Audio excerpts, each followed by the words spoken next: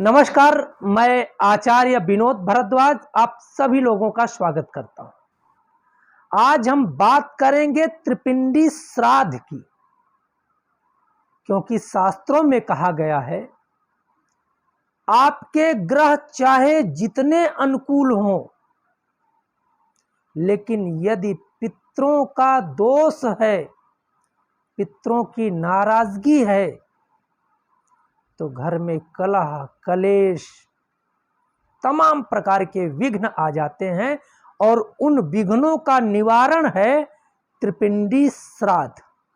इस विषय की आज हम विस्तृत जानकारी देंगे और चाहेंगे कि आप इस कार्यक्रम को पूरा देख करके आने वाले पितृ पक्ष में जरूर त्रिपिंडी श्राद्ध करके अपने पितरों को मना लें। अब बात करते हैं त्रिपिंडी श्राद्ध की।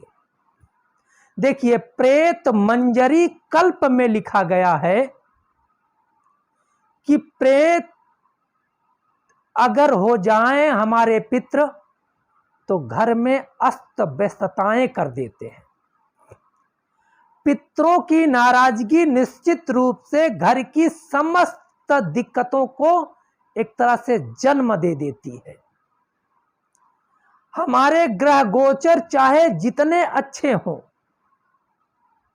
चाहे जितने अच्छे ढंग से हम प्लान करें काम करने का, लेकिन पितृ की नाराजगी है तो निश्चित रूप से कार्य का परिणाम आपके जीवन में नहीं आता है। कुछ प्रेत तो कुछ पितृ ऐसे नाराज होते हैं कि वो आपके घर में दुखों का अंबार लगा देते हैं। देखिए, नोट करिएगा, अगर घर में कोलाहल हो, घर में लड़ाई झगड़े का माहौल बना रहे, कोई कार्य करें कार्य ना बन पाए, बार बार प्रयास करें, बीमारियां अत्यधिक घर में हो गई हैं, आर्थिक आमदनी दिनों दिन कमजोर होती जा रही है, तो समझ लेना आपके घर में पितृ की नाराजगी जबरदस्त है। या आपके बच्चों के जीवन में अस्थिरता आ गई है, मतलब आपके बच्चे आपके मार्ग से हट रहे हैं, बिगड़ रहे हैं, तब भी पितृदोष ही एक कारण होता है। श्राद्ध पक्ष में त्रिपिंडी श्राद्ध को करके आप अपने पितरों को अच्छी तरह से मना सकते हैं। ये मैं शास्त्रीय विधि की जानकारी आपके लिए लेके आया हूं। करना क्या है, जिस दिन आपके पिता पितामह प्रपितामह की पूर्ण तिथि है, उस दिन किसी आचार्य ब्राह्मण पुरोहित को बुला करके आप त्रिपिंडी श्राद्ध करा लें, या आप खुद कर सकते हैं। आप चावल, थोड़ा सा दूध, पंचमेवा, घी और थोड़ी सी बालू और जो कुसा ले आकर के इस पूजा को संपन्न कर सकते हैं।